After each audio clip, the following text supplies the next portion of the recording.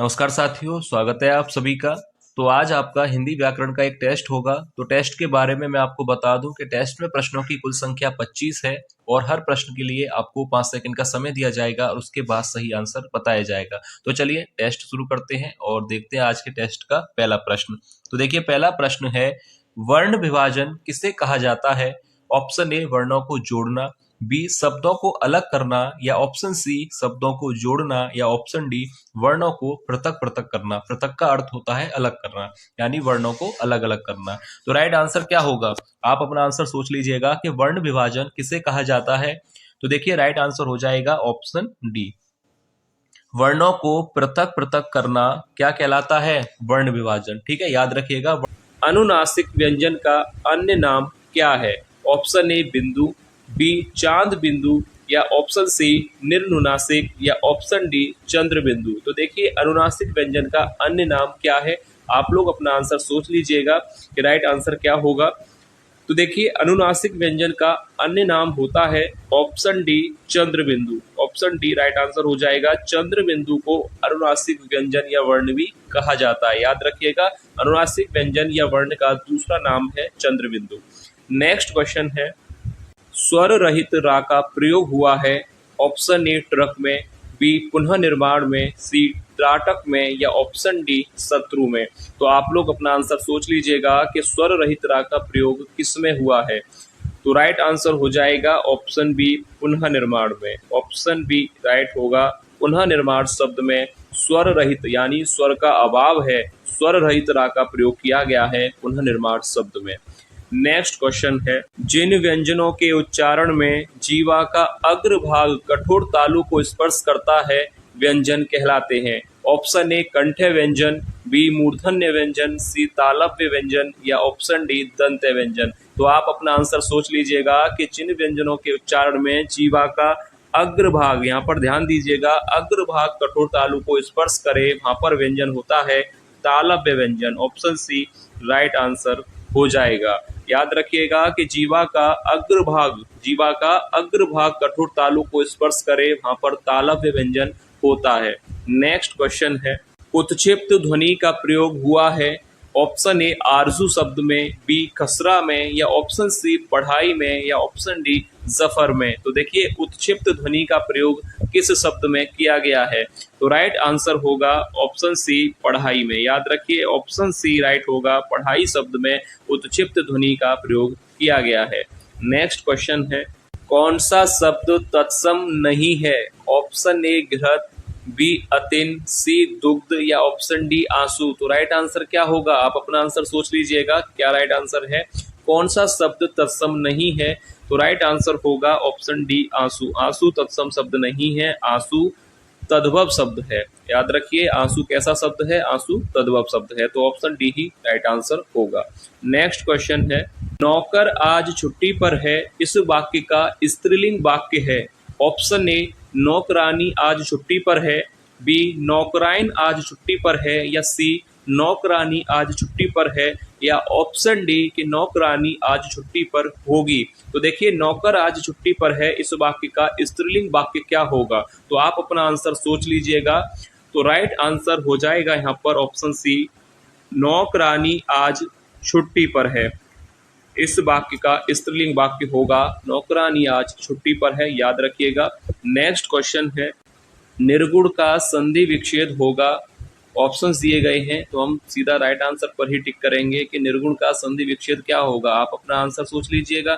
तो निर्गुण का संधि विच्छेद हो जाएगा ऑप्शन सी। राइट आंसर होगा निह प्लस गुण यानी निर्गुण। और इसमें संधि कौन सी है? अगर आपसे संधि पूछा जाए तो यहाँ पर संधि कौन सी होगी? तो याद रखिए, यहाँ पर विसर्ग संधि होगी। निर्गुण का संधि विच्छेद होगा निह प्लस गुण, और यहाँ पर होगी संधि विसर्ग संधि। याद रखिए। नेक्स्ट क्वेश्चन है, पापी में कौन सा विशेषण होगा? ऑप्शन ए संख्यावाचक विशेषण, बी सार्वनामिक विशेषण, या सी गुणवाचक विशेषण, या ऑप्शन डी परिमाणवाचक विशेषण। तो देखिए, पापी शब्द में कौन सा विशेषण होगा? तो राइट आंसर हो जाएगा ऑप्शन सी गुणवाचक विशेषण। ऑप्शन सी गुणवाचक विशेषण राइट आंसर होगा। नेक्स्ट क्वेश्चन है, पंचपात्र शब्द में कौन सा समास है? ऑप्शन ए कर्मधारय, बी बहुव्रीहि, सी द्विगु या ऑप्शन डी तत्पुरुष समास। तो देखिए पंचपात्र शब्द में समास होगा, आप अपना आंसर सोच लीजिएगा। तो राइट आंसर होगा ऑप्शन सी द्विगु समास। द्विगु समास क्या कहता है कि प्रथम पद संख्यावाचक हो। द्विगु समास क्या कहता है कि प्रथम पद संख्यावाचक हो। तो पंचपात्र शब्द में कौन सा समास होगा? द्विगु समास। ऑप्शन सी राइट आंसर होगा। नेक्स्ट क्वेश्चन है, क्रिया का रूप किसके अनुसार बदलता है? ऑप्शन ए वचन, बी लिंग, सी पुरुष या ऑप्शन डी ये सभी। तो देखिए क्रिया का रूप किसके अनुसार बदलता है? तो ऑप्शन डी राइट आंसर हो जाएगा। क्रिया का रूप हम जानते हैं कि वचन, लिंग और पुरुष इन तीनों के अनुसार ही बदलता है। तो ऑप्शन डी बिल्कुल राइट आंसर हो जाएगा। नेक्स्ट क्वेश्चन है, अनुपस्थित शब्द में अन व्याकरण की दृष्टि से क्या है? ऑप्शन ए परसर्ग, बी विसर्ग, सी उपसर्ग या डी प्रत्यय।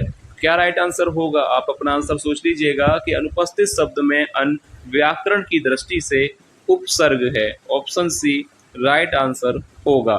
नेक्स्ट क्वेश्चन है, मृषा का पर्यायवाची शब्द होगा।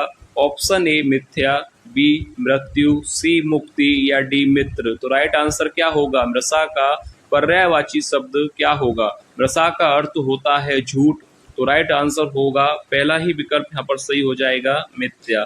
मृषा का पर्यायवाची शब्द होगा मिथ्या। नेक्स्ट क्वेश्चन है, उत्थान का विलोम शब्द होगा। ऑप्शन ए प्रस्थान, बी विस्थापन, सी अनुत्थान या ऑप्शन डी पतन। तो देखिए उत्थान का विलोम शब्द क्या होगा? तो राइट आंसर याद रखिएगा, उत्थान का विलोम शब्द होगा पतन। ऑप्शन डी राइट आंसर हो जाएगा। उत्थान का विलोम होगा पतन। नेक्स्ट क्वेश्चन है, पहाड़ के ऊपर की समतल भूमि के लिए एक शब्द क्या होगा? ऑप्शन ए अधित्यका या ऑप्शन बी क्षितिज, सी ऊसर या ऑप्शन डी उपत्यका। तो पहाड़ के ऊपर की समतल भूमि को क्या कहा जाता है? आप अपना आंसर सोच लीजिएगा। तो राइट आंसर याद रखिए, पहाड़ के ऊपर की समतल भूमि के लिए एक शब्द होगा अधित्यका। पहला ही विकल्प यहाँ पर सही हो जाएगा, अधित्यका कहा जाता है या पठार। पहाड़ के ऊपर की समतल भूमि के लिए एक शब्द होता है अधित्यका या पठार, याद रखिएगा। नेक्स्ट क्वेश्चन है, सम शम शब्द युग्म का सही अर्थ है। ऑप्शन ए उचित और अनुचित, बी सामन और संयम। तो यहाँ पर विकल्प सही कर लीजिएगा, ये समान होगा ना कि सामन। समान और संयम। ऑप्शन सी है सुधार और उपचार। ऑप्शन डी है साधना और बराबर। तो राइट आंसर क्या होगा? सम का अर्थ क्या होता है? समान, और शम का अर्थ क्या होता है? संयम। तो राइट आंसर हो जाएगा ऑप्शन बी समान और संयम। ऑप्शन बी राइट आंसर होगा, समान और संयम। नेक्स्ट क्वेश्चन है, निम्न में अल्प विराम का उचित प्रयोग हुआ है। ऑप्शंस दिए गए हैं, तो आपको बताना है कि किस विकल्प में अल्प विराम का उचित प्रयोग किया गया है। तो देखिए पहला विकल्प है तो राम, मोहन, श्याम और सोहन। तो यहाँ पर अगर आप देखें तो अल्प विराम का बिल्कुल सही प्रयोग किया गया है। अगर ऑप्शन बी देखा जाए तो यहाँ पर भी अल्प विराम बिल्कुल सही है। और रहीमन पानी राखिए, बिन पानी सब सून। तो यहाँ पर भी अल्प विराम बिल्कुल सही है, यानी ऑप्शन डी ही राइट आंसर होगा। उपरोक्त सभी विकल्प में अल्प विराम का सही प्रयोग किया गया है, तो ऑप्शन डी राइट आंसर होगा। नेक्स्ट क्वेश्चन है, जो गरीबों की सहायता करते हैं वे धर्मात्मा होते हैं। वाक्य है ऑप्शन ए सरल वाक्य, बी मिश्र वाक्य, सी संयुक्त वाक्य या डी इनमें से कोई नहीं। तो राइट आंसर क्या होगा? आप अपना आंसर सोच लीजिएगा। तो जो गरीबों की सहायता करते हैं वे धर्मात्मा होते हैं। तो राइट आंसर होगा ऑप्शन बी। कैसा वाक्य है? यह मिश्र वाक्य है, क्योंकि मिश्र वाक्य क्या होता है? जिसमें एक वाक्य साधारण या सरल हो और दूसरा वाक्य आश्रित वाक्य हो, तो वहाँ पर मिश्र वाक्य होता है। तो जो गरीबों की सहायता करते हैं वे धर्मात्मा होते हैं। तो यहाँ पर राइट आंसर होगा बी, क्योंकि यह एक मिश्र वाक्य है, ना कि सरल और ना ही संयुक्त। तो ऑप्शन बी ही राइट आंसर होगा। नेक्स्ट क्वेश्चन है, डेढ़ चावल की खिचड़ी पकाना मुहावरे का अर्थ होगा। ऑप्शन ए किसी कार्य में विशेष दक्षता या कंजूसी करना या अपनी राय सबसे अलग रखना या डी आवश्यकता से कम खाना। तो डेढ़ चावल की खिचड़ी पकाना, इस मुहावरे का सही अर्थ क्या होना चाहिए? तो यहाँ पर राइट आंसर हो जाएगा ऑप्शन सी, अपनी राय सबसे अलग रखना। डेढ़ चावल खिचड़ी पकाना मुहावरे का अर्थ होता है अपनी राय सबसे अलग रखना। नेक्स्ट क्वेश्चन है, गधा खेत खाए चुलाहा पीटा जाए लोकोक्ति का सही अर्थ है। ऑप्शन ए दोष किसी का और दंडित स्वयं होना, या ऑप्शन बी असंभव कार्य करना, सी दोषी को दंड देना, या ऑप्शन डी दोष किसी का और किंतु दंड किसी और को मिले। तो वहां पर ही इस लोकोक्ति का अर्थ है कि गधा खेत खाए और चुलाहा पीटा जाए का मतलब है कि दोष तो किसी और का परंतु दंड किसी और को मिले। तो राइट आंसर होगा ऑप्शन डी, राइट हो जाएगा कि दोष किसी का और किंतु दंड किसी और को मिले।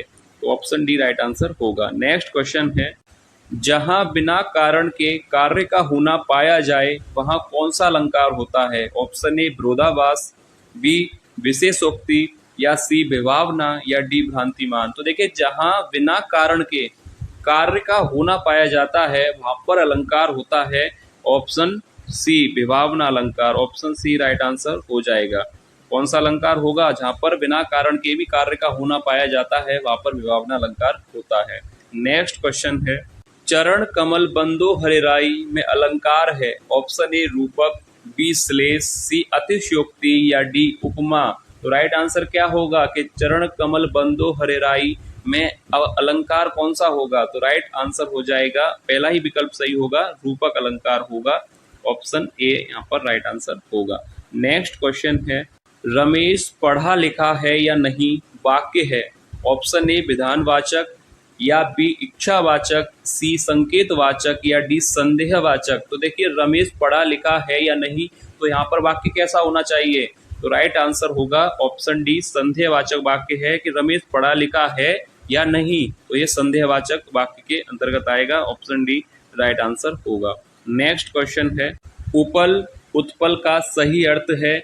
ऑप्शन ए ओला और कमल, बी ऊपरी और पानी, सी जवाब और वर्षा, या डी कमल और शैवाल। तो राइट आंसर क्या होगा? उपल और उत्पल का सही अर्थ क्या होता है? तो देखिए, उपल का अर्थ होगा ओला और उत्पल का अर्थ होता है कमल।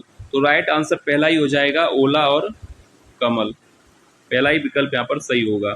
नेक्स्ट क्वेश्चन है, ताश किस भाषा का शब्द है। ऑप्शन ए अरबी, बी फारसी, सी तुर्की, या डी जापानी। तो ताश किस भाषा का शब्द है? तो राइट आंसर क्या होगा? आप अपना आंसर सोच लीजिएगा कि ताश किस भाषा का शब्द होगा। यह होगा तुर्की भाषा का शब्द। ऑप्शन सी राइट आंसर होगा। नेक्स्ट क्वेश्चन है, मक्खी शब्द का तत्सम रूप है। ऑप्शन ए मच्छिका, बी माछी, सी मच्छी, या डी माच्छिक, या ऑप्शन ई मच्छिका। तो राइट आंसर क्या होगा? मक्खी शब्द का सही तत्सम रूप क्या है? यह प्रश्न परीक्षा में पूछा गया था, इसलिए लिया गया है। आप अपना आंसर सोच लीजिएगा। मक्खी शब्द का सही तत्सम रूप होगा ऑप्शन ई, यहाँ पर राइट आंसर हो जाएगा मच्छिका। याद रखिएगा, मच्छिका किसका तत्सम रूप है? मक्खी का। मक्खी तद्भव है और मच्छिका तत्सम है। याद रखिए, ऑप्शन ई राइट आंसर होगा। तो ये था आज के टेस्ट का लास्ट प्रश्न। आप लोग कमेंट करके बताइएगा कि 25 में से कितने प्रश्न आपके सही गए और आज का टेस्ट आपको कैसा लगा। तो चलिए मिलेंगे नेक्स्ट क्लास में और महत्वपूर्ण प्रश्नों के साथ। तब तक के लिए धन्यवाद।